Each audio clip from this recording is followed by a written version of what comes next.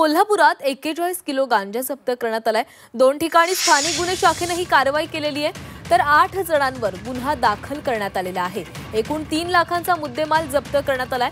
कोल्हापूर जिल्ह्यात 2 ठिकाणाहून तब्बल 41 किलो गांजा जप्त केला गेला। या प्रकरणी हातकणंगले पोलीस स्टेशनमध्ये 8 जणांविरोधात गुन्हा दाखल झाला असून पोलिसांनी 3 लाखांचा मुद्देमाल जप्त केलाय। कोल्हापूर जिल्ह्यातील हातकणंगले ते कुंभोज या मार्गावर नेज गावाजवळ आणि सांगली जिल्ह्यातील खरसुंडी इथं कारवाई करत पोलिसांनी 41 किलो गांजा जप्त केलाय। गुन्हा दाखल झालेले सर्व आरोपी इचलकरंजी, सांगली, सातारा आणि सोलापूर जिल्ह्यातील आहेत। पोलिसांनी अटक केलेल्या आरोपींमध्ये एक मंदिरातील पुजारी असून तो गांजा विक्री करत असल्याचंही समोर आलंय।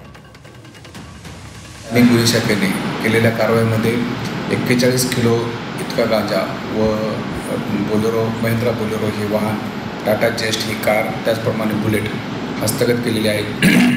असा एकूण जवळजवळ 30 लाख रुपयाचा मुद्देमाल हस्तगत करण्यास स्थानिक गुन्हे शाखेला यश प्राप्त झालेले आहे। सदरचा गांजा हा कोणाकडून आणलेला आहे व जिल्ह्यामध्ये कोणाकोणाला गांजा विकत आहेत त्यांच्यावर देखील कारवाई करण्याची तजवीज ठेवलेली आहे।